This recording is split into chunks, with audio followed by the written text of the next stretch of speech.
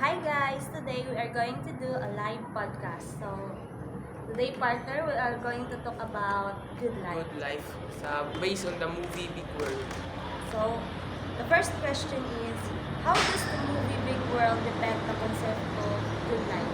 So, the good life is, as we all know, it is based on each other's, like, point of view. Like, some view good life as the right choice and others right good choice.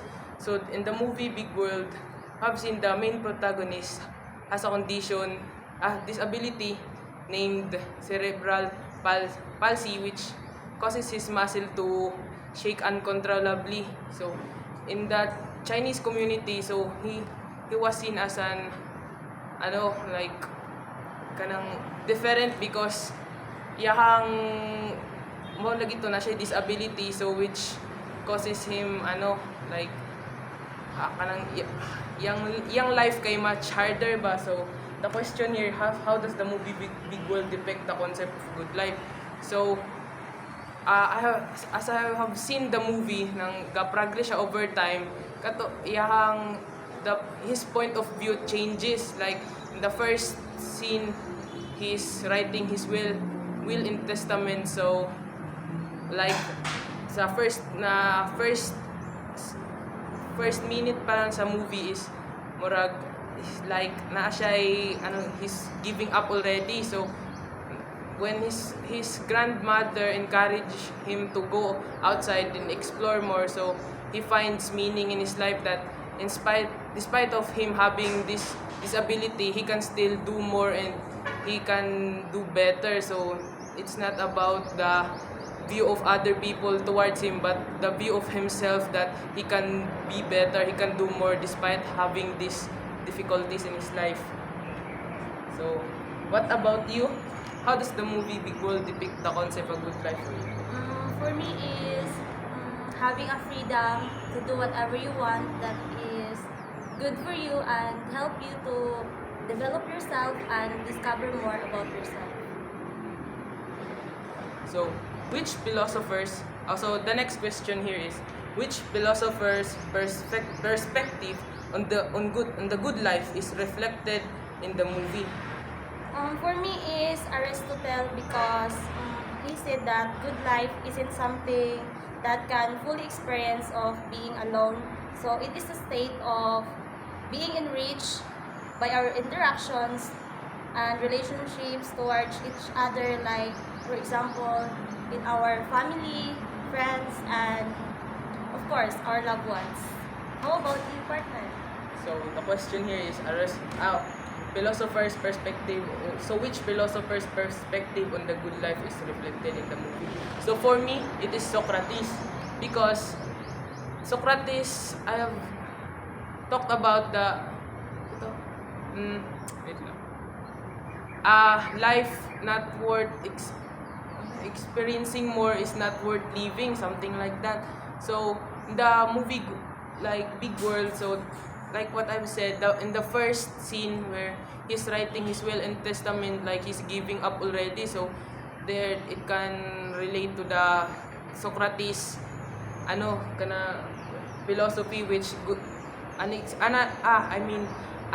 unexamined life is not worth living. So instead of him like mag-fight pag yun, like kanang dili niya ikaw ng society na judgment towards him, so motong nag-give up na siya. Pero as the movie progress, I have seen that instead of him succumb to the judgment of the society, so nakakita siya ay like nang iyahang perspective kay nag-change, especially that scene where he joined the band of his grandmother. Like di ba na siya ay cerebral palsy.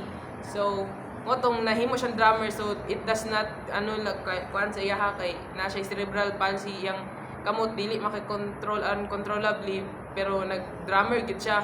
So mo tong first dito na scene nga nakita gid niya nga naa siya kuan sa life nga biskag naa siya ingato nga kanang karamdaman kay mahimo gihapon niya. So naging his grandmother encouraged him, and also the girl nga katong a young girl nga friend ato mo ato ni kansay ha.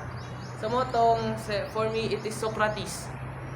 So the last question is, what does a good life mean to you personally? Which philosophers point aligns with your definition of good life? So for me it is Aristotle, because a happy life is a good life. So I can relate to that because if I don't so happy life no, so dili lang, it doesn't matter if I am rich or I am poor as long as I am happy. So also if you do not base your principle on the standard of the society and just be yourself and no, do not judge other and respect each other's differences, so you can achieve happy life. So para to more on Socrates, Aristotle ako ah. So for you?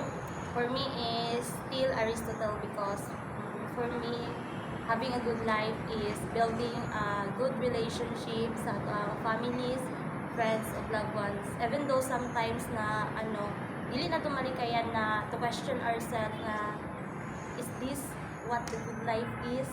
Nga di ba good ang good life? Kanang murag there's a lot of kadagong kakulangon, pero despite of that we're still blessed na kanay just like sa Big World na movie nga saging ato iyahang disorder is he is kuan gud kani motivated o kani kuan kaayo ba kani na siya encouraged to do something nga kani tapos makaingon siya nga he can do it.